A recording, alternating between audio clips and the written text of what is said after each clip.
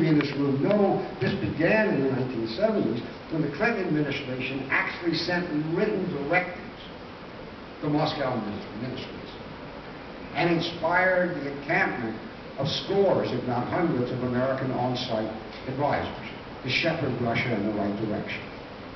And it continues now.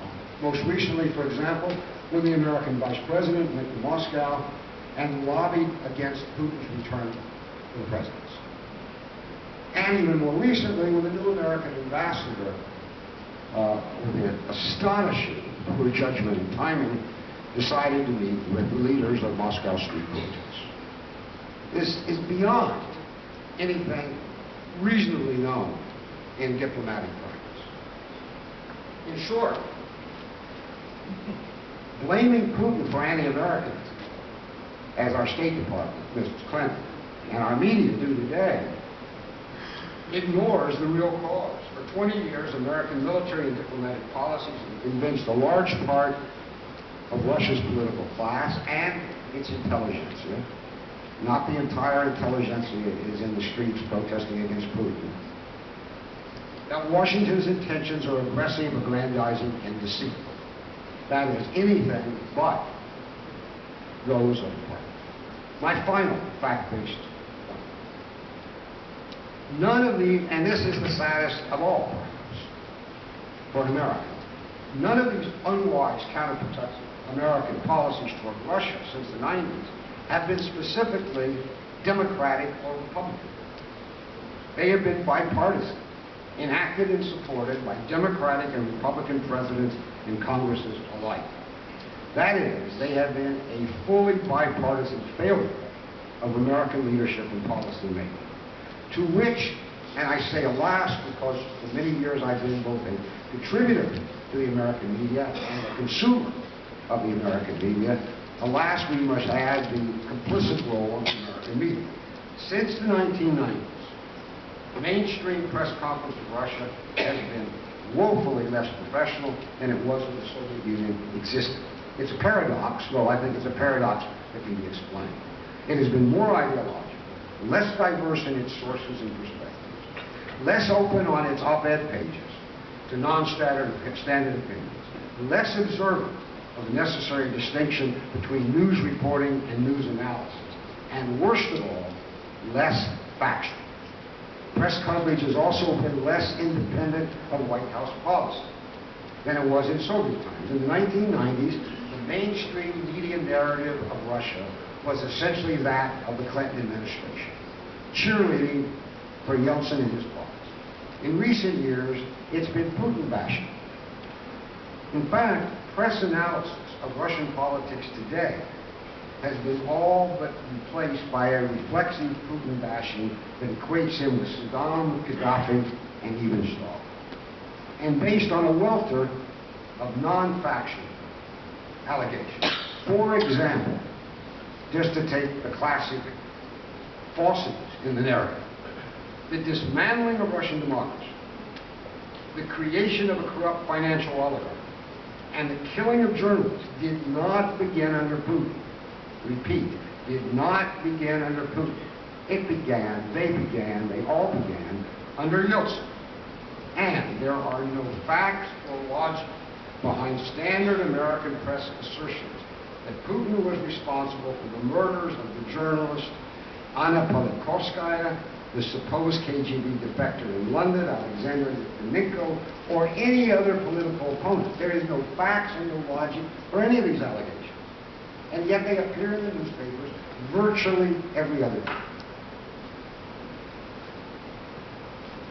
This journalistic malpractice is not apart from policy. This journalistic malpractice, this coverage of Russia, has polluted the American media environment in ways that bring out the worst instincts of our politicians and make it almost impossible for the rest of us to initiate a reconsideration in part of American-Russian policy. So by way of concluding, what kind of new policies do we need? I think, given the right approach, though some of my co-speakers may disagree, given the right approach, partnership with Moscow is still possible no matter who is in the White House or the Kremlin. But the window of opportunity is closing, not only for the reasons I mentioned, but also because Moscow is increasingly distrustful of Washington. And this is crucial and almost never noticed in Washington, because Moscow no longer needs anything from the United States except military security. Everything else Russia needs, economic investment, technology, and the rest, it can get from its flourishing partnerships with China and Europe. It doesn't need us. The Russia policy we need, though, requires 4 new components, 4 changes. 1, the policy has to be demilitarized in favor of political diplomacy. And the guiding diplomatic tenet must be recognition of Russia's parity with the United States as a sovereign nation and a legitimate great power. What does this mean? It means simply that the rules of international conduct apply equally to Washington and Moscow. If bad behavior on the part of one is bad behavior on the part of the other. And second, that negotiations require reciprocal agreements. This approach alone, I am sure, would lead to new and expanded areas of cooperation.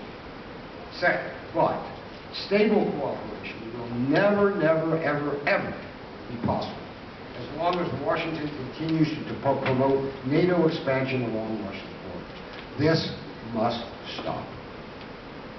Once and for all, formally and informally. It means no longer encouraging membership for Georgia or Ukraine. Membership for either would cross Russia's declared red lines. And we saw what that means in August 2008. The proxy, and this is what it was, the proxy American-Russian war that was fought in Ossetia and Georgia in 2008 came this close to being a nuclear confrontation as it happened in 1962 in Cuba. That's what's at risk with this reckless playing of games with NATO expansion along Russia. But, third, the 13-year expansion of NATO that's already taken place has institutionalized the worst geopolitical and potentially military conflict between the United States and Russia. We can't now, obviously, expel new NATO members. But the United States could honor its original promise that new member NATO countries would never house or host U.S. or NATO military installations. We've broken that promise too. But if we were to honor that promise, that no new NATO country east of Germany will house U.S. or NATO military installations, it would in effect be a demilitarization of NATO expansion. And that alone, I think, though my Russian colleagues would say better, would greatly reduce Russia's anxiety, its resentment, and its resistance to new forms of security cooperation, including missile defense. Fourth and finally, democracy promotion. I know that its thousands and thousands of adherents sincerely believe it. I know this. But it's wrong on all counts, and it must stop. Simply put, I speak to the Americans in the room, we, the United States, do not have the right, the wisdom, or the power to intervene so directly or deeply in the internal affairs of another great nation, especially one whose history is older, different, and no less proud than ours. We will always make things worse. And here, too, the evidence is in the history. Since the 1990s, U.S.-sponsored democracy promotion inside Russia has done more to undermine democratic prospects in Russia than to promote them. That's simply a fact. No matter what the people who seek more money from Congress for democracy promotion testify, that's a fact. Even worse, and almost never noticed, American democracy promoters and the groups that they sponsor in Russia are now moving in a reckless direction.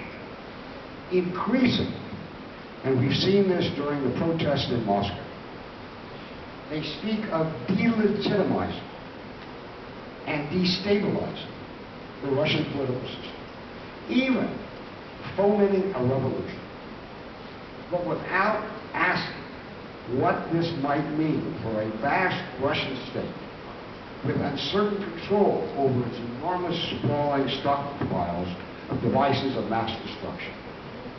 When the Russian state suddenly disintegrated in 1991, such a catastrophe was averted. Miracles rarely, if ever, happen twice.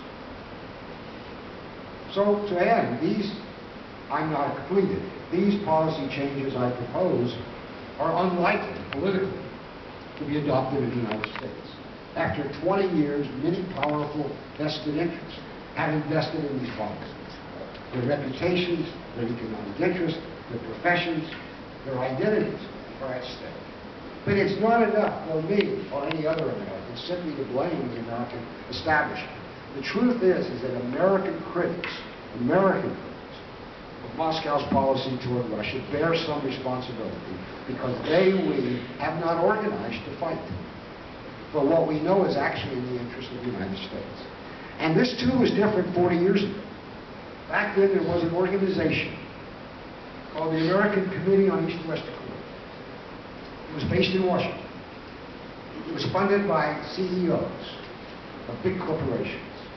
Its board included CEOs of major corporations, academics, policy intellectuals, people like George Kennan, nuclear scientists, journalists. And this committee fought our Cold Warriors of that era on nearly every front, from Congress to the media. In the end, the committee helped make possible the historic breakthrough achieved by President Reagan and Gorbachev in the 80s. So I would end by asking the Americans in the room here today, where are such Americans today? Where are such organizations today? In a time when possibly we are about to lose the last chance for an American-Russian partnership. Thanks.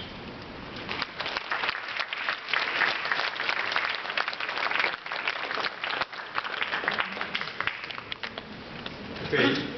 Well, to respond, Sergei Rogov, head of the major Russian think tank, American think tank, Institute of the United States and Canada, and he just recently was elected to the full membership of the Russian Academy of Science, so let's congratulate him. It's a very prestigious position.